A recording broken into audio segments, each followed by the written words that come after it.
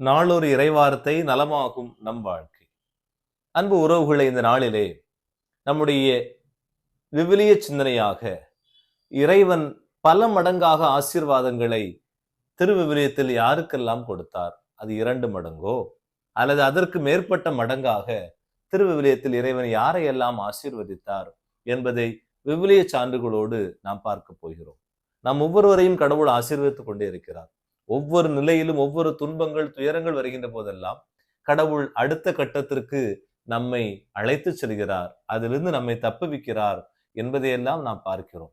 ஆனால் திருவிவிலிய குறிப்போடு யார் யாருடைய துன்ப வேளையில், யார் யார் செய்த பணிக்காக, யார் யார் செய்த தியாகத்திற்காக இறைவன் என்னென்ன ஆசீர்வாதங்களை அவர்களுக்கு கொடுத்தார், எப்படி கொடுத்தார் என்பதை இந்த காணொளியில் நாம் மிக தெளிவாக பார்க்கலாம். முதலாவதாக 2 அரசர்கள் புத்தகம் 2ஆம் அதிகாரம் 9வது இறைவார்த்தையில் வருகின்ற மிக அழகான 2 இறைவாக்கினர்களோடு இருந்த அந்த உரையாடல்.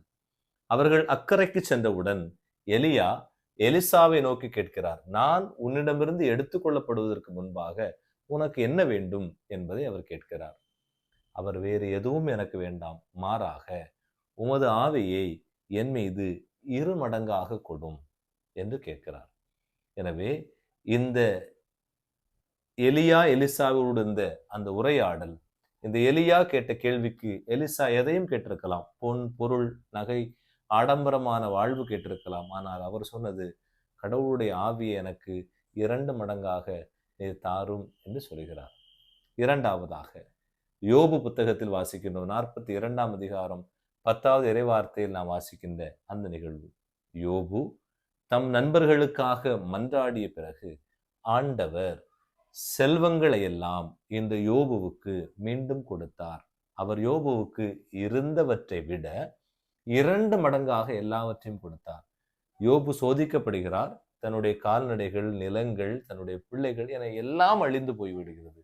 ஆனால் கடவுள் சொல்கிறார், அவை அனைத்தையுமே அவர் 2 மடங்காக திரும்பி கொடுத்தார் என்பதை நாம் பார்க்கிறோம். மூன்றாவதாக பென்யமின் என்பதை நாம் பார்க்கிறோம். தொடக்க நூல் புத்தகம் 43ஆம் அதிகாரம் 34வது இறைவார்த்தையில் வாசிக்கின்றோம். யோசேப்பின் முன்வைக்கப்பட்ட தட்டுகள் என்று அவர்களுக்கும் பரிமாறப்பட்டது. அப்பங்கை போல 5 மடங்கு மிகுதியாக பென்யமினுக்கும் பரிமாறப்பட்டது என்பதை நாம் வாசிக்கின்றோம். அடுத்ததாக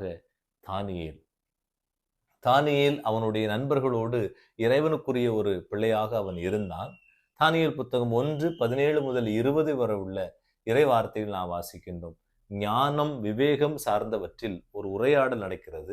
யாருக்கு அதிகப்படியான ஞானமும் விவேகமும் இருக்கிறது என்பதை பார்க்கின்ற போது அந்த அரசனே சொல்கிறான், அங்கிருந்த மந்திரவாதிகள், மாயவித்தைக்காரர்களை விட 10 மடங்கு சிறந்தவர்களாக இந்த தானியேலும் அவனது நண்பர்களும் இருந்தார்கள் என்பதை நாம் வாசிக்கின்றோம். அடுத்து ஈசாக்கு. தொடக்க நூல் புத்தகம் 26ஆம் அதிகாரம் 12வது இறைவார்த்தையில் ஈசாக்கு அந்த நாட்டில் பயிரிட்டு அதே ஆண்டில் 100 மடங்கு அறுவடை செய்தார். ஆண்டவர் அவருக்கு ஆசி வழங்கினார் என்பதை பார்க்கிறோம். எனவே எல்லா நிலங்களும் வயல்களும் பல்வேறு செல்வ செழிப்போடு இருந்த போதும் இந்த ஈசாக்குடைய வயலிலும் ஆண்டவர் வளமையை கொடுத்தார். அதுவும் பல மடங்காக, 100 மடங்காக அவர் கொடுத்தார் என்பதை நாம் வாசிக்கின்றோம். அடுத்து மோசே. உங்கள் மூதாதையனுடைய கடவுளாகிய ஆண்டவர் நீங்கள் இப்பொழுது இருப்பதை விட 1000 மடங்கு உங்களை பெருகச் செய்வார்.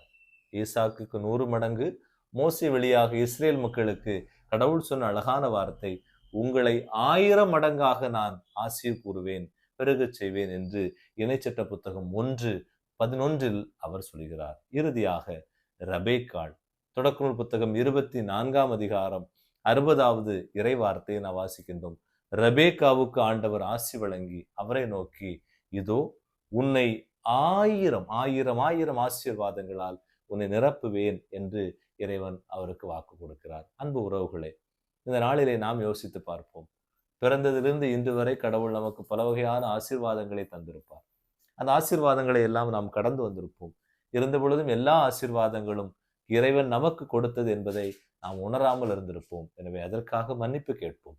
கடவுள் தருகின்ற சின்ன சின்ன ஆசீர்வாதங்கள் அது 2 மடங்காக, 3 மடங்காக, 100 மடங்காக, 1000 மடங்காக இறைவன் நமக்கு தருவார். நம்பிக்கையோடு இந்த நாளை துவங்குங்கள்.